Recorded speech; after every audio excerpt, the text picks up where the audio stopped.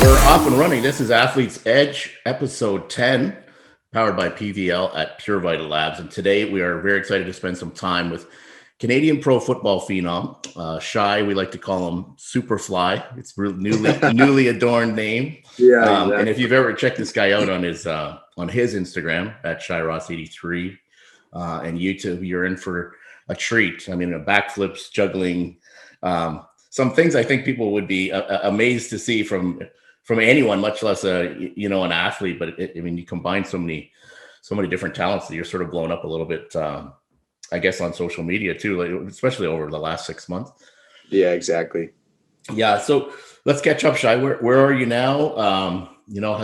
Obviously when people are hearing this, we're still sort of in the pandemic. We're just coming out of lockdown in Toronto, but some exciting things for you. Just re-signed with Edmonton. Where are you now and what's up? Yeah, I just re-signed with Edmonton. So super excited about that.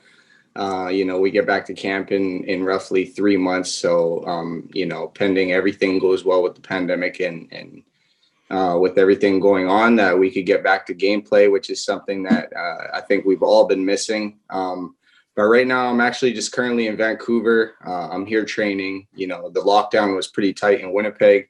And so, it got to the point where the home workouts weren't cutting it as much anymore. And I kind of needed to step it up to the next level. So made the choice to drive down to BC, and I just been training here ever since. It's been about a month and a bit now.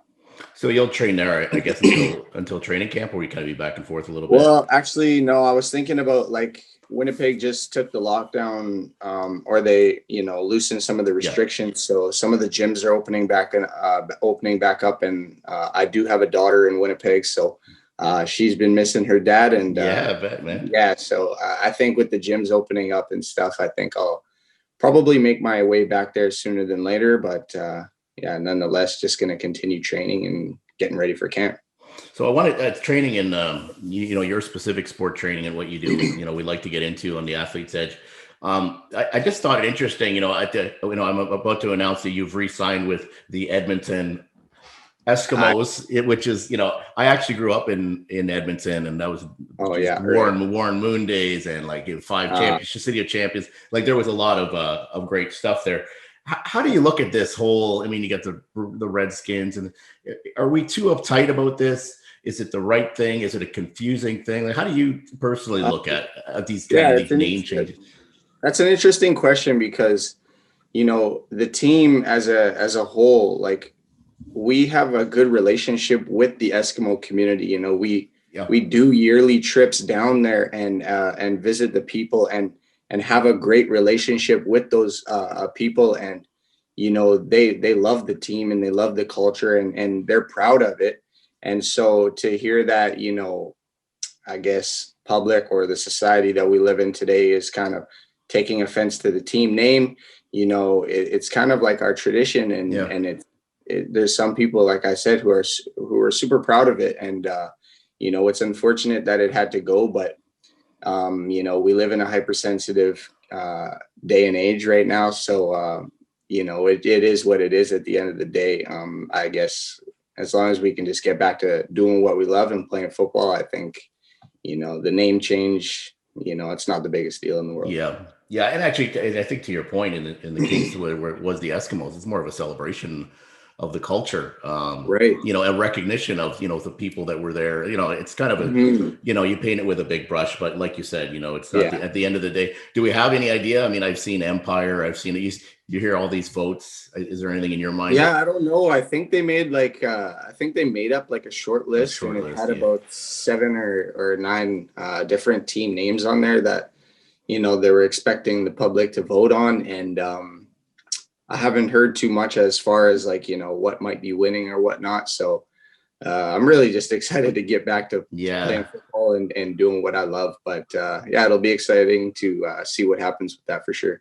So, the pandemic set everybody back their regular schedule. Your life as an athlete, your entire season canceled last year effectively, right? Is there kind of some fresh vibes coming into this season, getting back on the field, like a renewed excitement almost because it's been so long? Oh yeah, I think a lot. I could speak for a lot of athletes out there. Like, we're pretty fired up to get back on the Yeah. field, and just growing up playing the sport and being around it your whole life, you learn to love it, and when it's kind of taken away from you, you feel like a part of you is missing. So getting back on the field will definitely be a special feeling. Yeah. So, born in Winnipeg, am I right there? Yeah. Born and bred in Winnipeg. So, give us a little snapshot of your journey. I see too that you kind of got into pro sports relatively late, I guess, in terms of an athlete's age. Yeah. But take us from Winnipeg and being a kid and how evolved into eventually pro football player in the CFL. Yeah, definitely. So a little bit of background story. I grew up in a single parent household. I'm the oldest of 5 kids.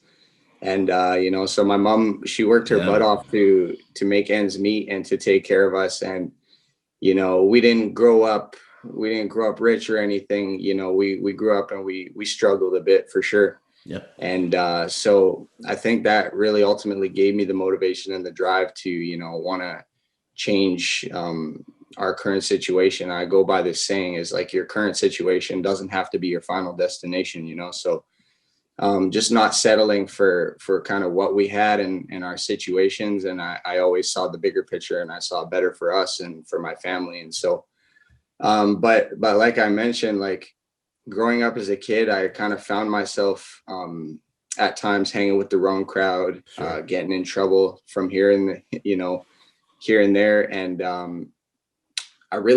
it wasn't until I found football that I was able to kind of shift away from that life and kind of, change my life for the better. And I didn't find football until grade 12 was my Yeah, first really. year. Yeah. Yeah. So I got a late jump on it, but I really dove in head first. And like I said, it was something that took me away from, that group of friends Sure. or getting into trouble. And it was something that I could just be passionate about and work day in and day out to be great at, because like I said, I started in grade 12. Everyone was just way better than me. So I had a Yeah. lot of catching up to do. And so that's what I did. It basically gave me the drive and the motivation to wake up every single day and, get on a football field or get in the gym and train. And so that's what I did. And then so I went grade 12. I played for my high school at Dakota Lancers, and then I ended up playing 2 years club football for the St. Vital Mustangs. And from there, I ended up going down to BC actually and played for the Okanagan Sun Yeah. 1 year for a junior football team. And from there, I was recognized and invited to the University of Manitoba spring camp and earned a spot on the team, which I was super excited about. And ended up playing 3 years there, where I was then actually from there going into the CFL draft through my agent. I was lucky enough to get an invite to the New York Giants camp. Cool. And so, like I mentioned before, yeah, as a kid growing up in a single parent household, kind of struggling, not, struggling to make ends meet. Sure. And from going from that to getting an opportunity to attend an NFL training camp was just amazing. So I was super excited about that. And unfortunately, I didn't make the team, but I ended up being drafted 40th overall by the Edmonton football team. Football team. We'll call it that now. Yeah. Yeah. And then, I just been training ever since. Unfortunately, in game 6 with the Edmonton football team, I suffered a concussion and ended up missing the rest of the season. So for me, I personally haven't almost been on the field It's for amazing. almost 2 years now. So I'm super eager to get back. I'm super excited, and I can't wait. It's funny that you said that quote. I actually had outlined it sort of as a question. Your current situation doesn't have to be your final destination. I think I saw you post it. And I thought it Yeah. was interesting. Was there coaches along the way, or I mean, there's always, I find with athletes, there's setbacks. There's that certain level of dedication that gets everyone to the top, but it doesn't come without somebody sort of getting a hold of you and giving you some kind of a belief along the way, whether it's a teacher, a coach, your mom. What was that for you? I think for me personally, I don't really have one that sticks out too much over any other one. It was really a collective of everyone. The principal from Dakota Collegiate, her name is Jill Mathey. She was super inspirational. She always would push me, and she would always tell me, you know, I see more in you than the life you're living right now. And that's sort of stuck with me. And it's like, once I finally made it happen and got in and shifted into the mindset that I have now, it's like, you know, that really hits home for me. So I definitely appreciate her. And then, yeah, like I said, all my coaches along the way have been great. I had one amazing coach in BC for Okanagan. His name was Shane Beatty. And, you know, he was super close to me. Like I said, I grew up in a single parent household, grew up without a father. And so having that male figure in my life that specific year, it definitely helped a lot. And, you know, to this day, we still have a great relationship. I'll reach out to him every now and then. And so, yeah, for me, it was more of a collective over all the years, but those are a couple that stick out to me. I mean, going from, you know, getting an invite to the New York Giants, I mean, that skill level and that surrounding, I mean, that just sort of level of play, was that completely shocking to you? Or did you sort of rise up and shake, you know, give it a shake, or was it intimidating? Well, like anything, it definitely took some adapting, and it was unfortunate that I really only had 3 days to adapt. Yeah, that's not a lot. Yeah, so Man. had it been a little longer, I feel like I could have, you know, had a little better of a chance. But I think, yeah, just being thrown into there, just fresh out of university in Canada, in Winnipeg, right? And then getting thrown into that level of football, it's like you don't really know what to expect. And so when I got there, like, yes, I was shocked. It was very difficult. I'd be lying if I told you otherwise. It was very exciting at the same time, but at the same time, it really just gave me the insights as to and the knowledge to know like what I have to do to play at that level, and sort of the qualities I need to take up to be able to perform at that level. And so, you know, athletically, I wouldn't say there was much of a drop off there.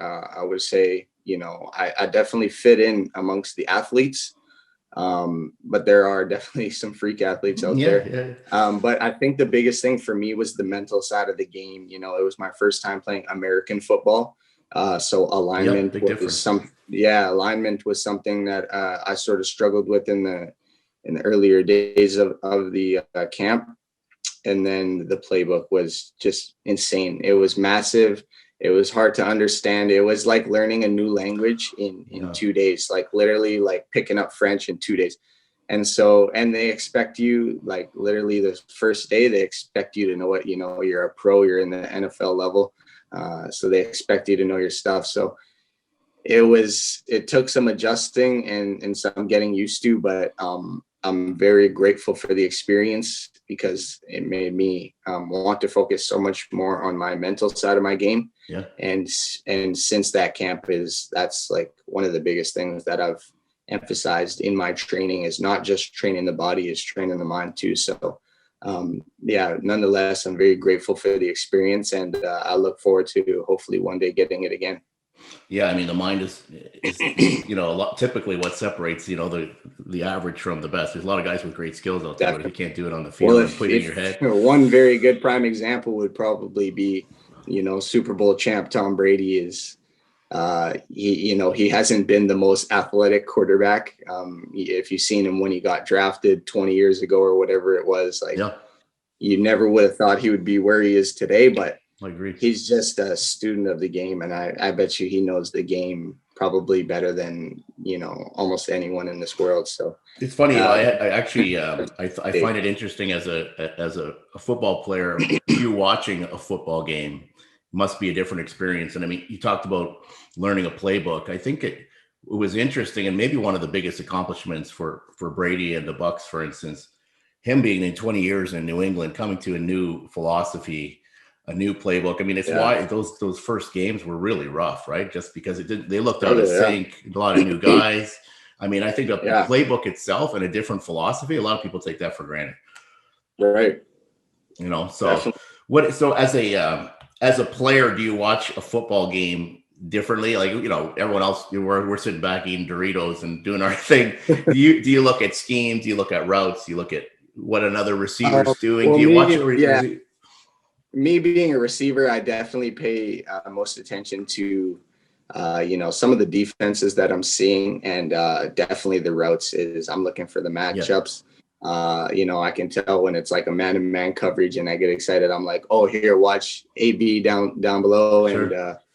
and going against Tyrann Matthew or whoever it is. So I definitely think I pay more attention to sort of the finer nuances of the game than your average Joe, but.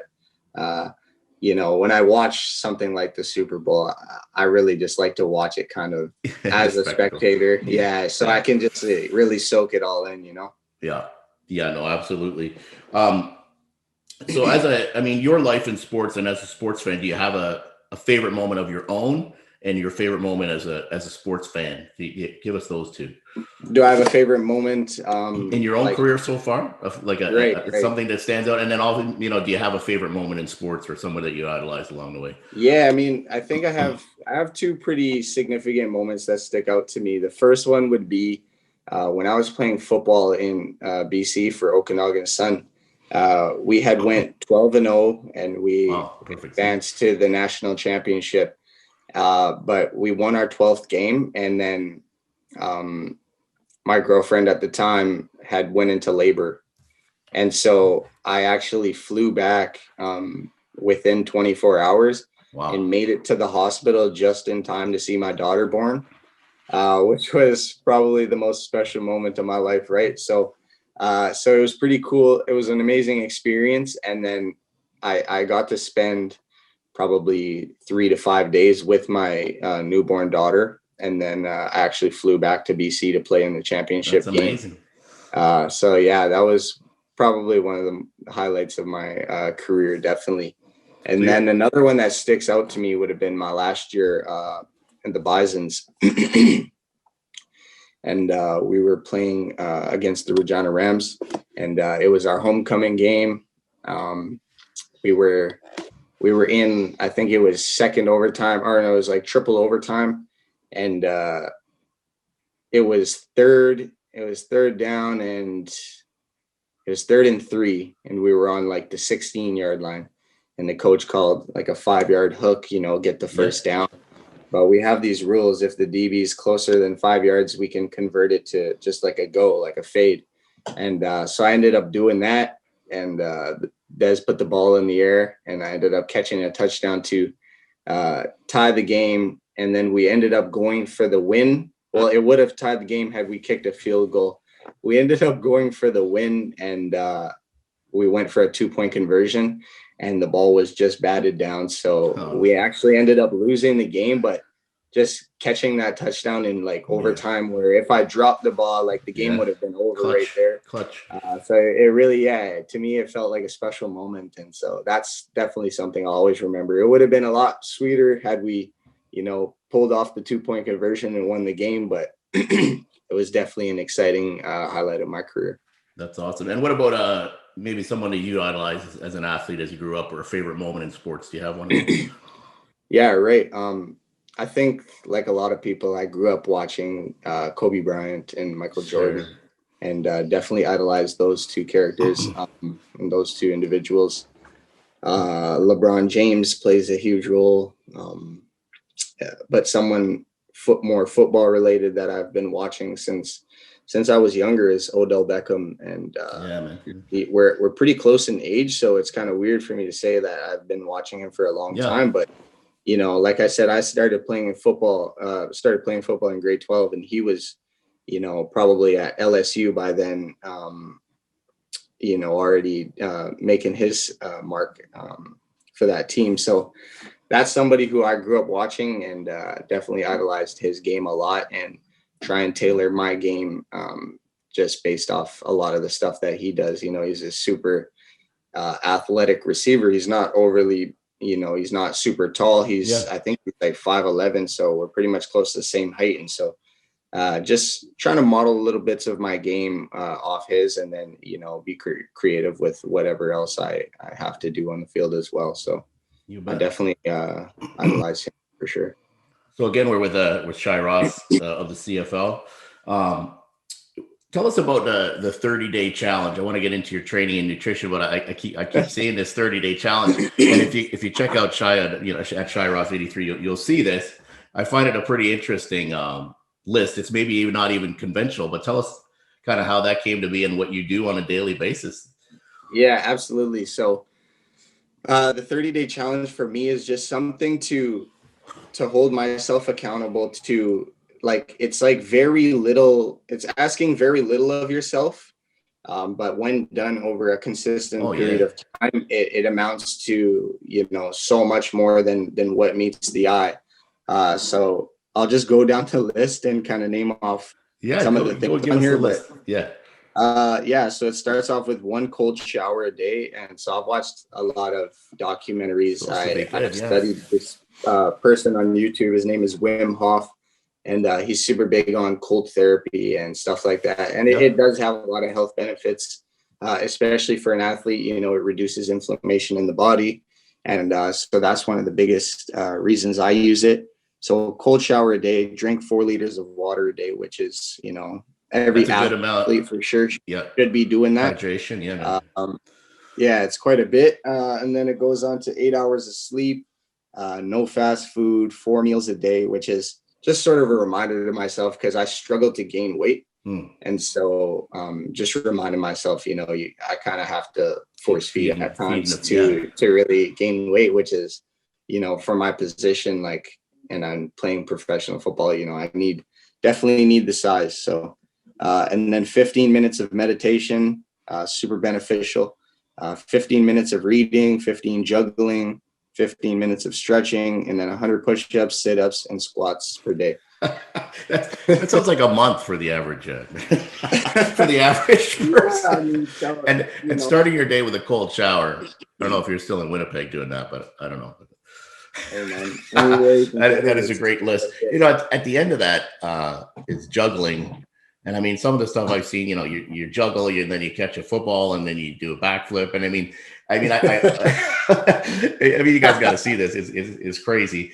But that's hand-eye coordination, like catching the football. I mean, it's muscle memory, it's reaction time. I mean, there's a reason behind that. But do you have a gymnastics background too involved, or just like to do it in the schoolyard?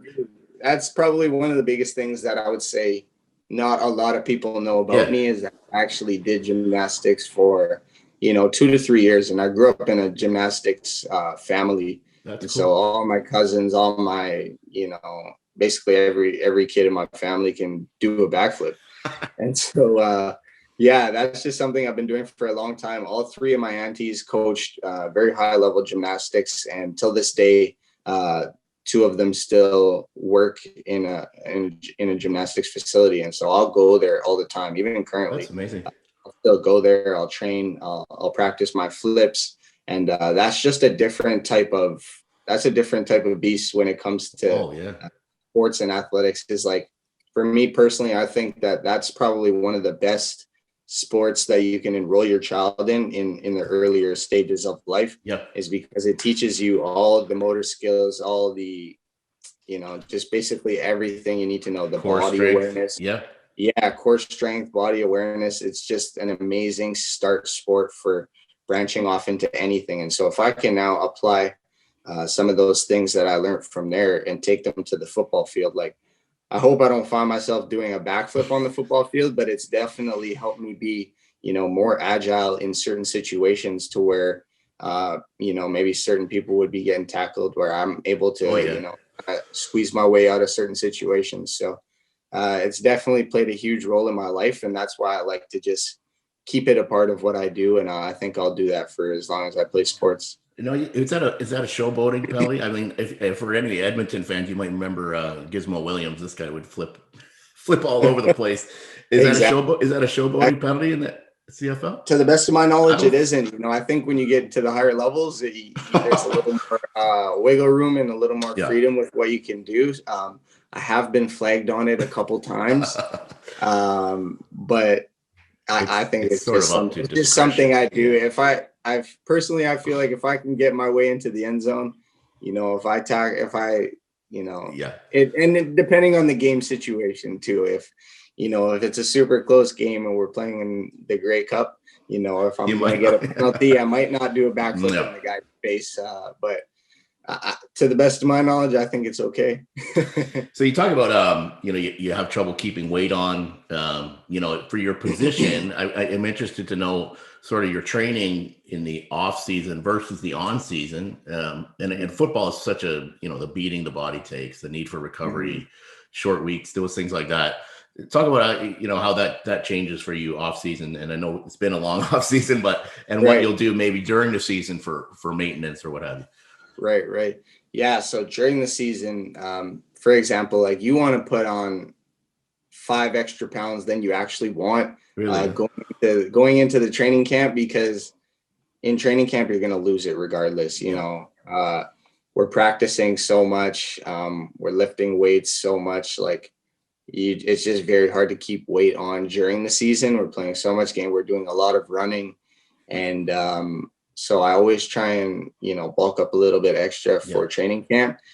And so training in season will just, regular days is 5 days a week where we're practicing. And then we're usually required to do 3 or 4 lifts throughout the week. Okay. And so as soon as we hop off the football field, our gym is outside. So we'll get in a quick lift. Doesn't always have to be a lengthy lift, just something to maintain the muscles.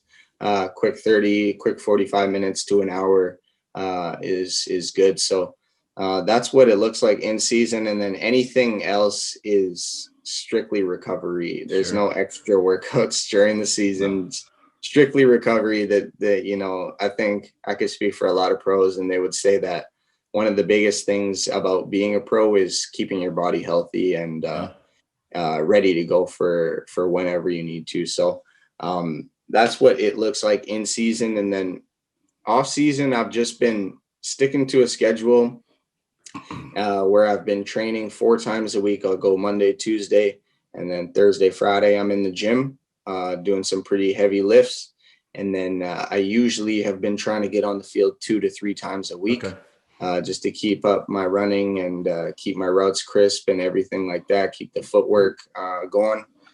And then aside from that, like I'm pretty big into yoga, and I do a lot of stretching on my own. As you've seen on the list is 15 minutes of stretching. So I think 15 minutes of stretching is highly beneficial as long as you do it every day, so that's something that I do to keep up the body. And obviously if the yoga studios were open, I'd definitely be doing that too. And then, just a ton of recovery. And then every like 1 or 2 months, I'll try and take a little bit of a break. So I'll take like a 5-day rest period, usually every 2 months or whatever. I'll take like a week off and just let the body rest and recover and, replenish all its nutrients. And then I'll get right back at it.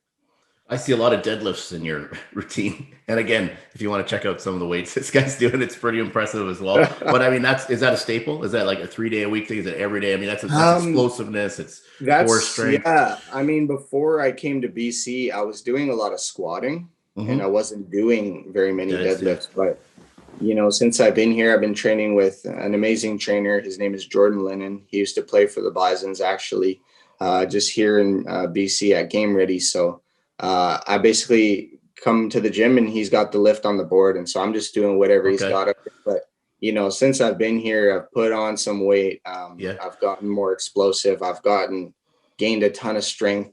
And so, I mean, the lifts have been going great. So I think I'll keep doing the deadlifts. There you go. So your nutrition, and obviously, we're connected. You're obviously one of our PVL in our PVL family. And you use our supplements, but is it a combination for you, like for weight, for recovery? Is it food? Is it some supplements? Talk about that a little bit. Absolutely. Yeah. So fun fact, before I, got on with you guys in PVL, I couldn't gain weight for the life of me. Like I was stuck at the same weight or slowly losing weight, like for 5 or 6 years, right?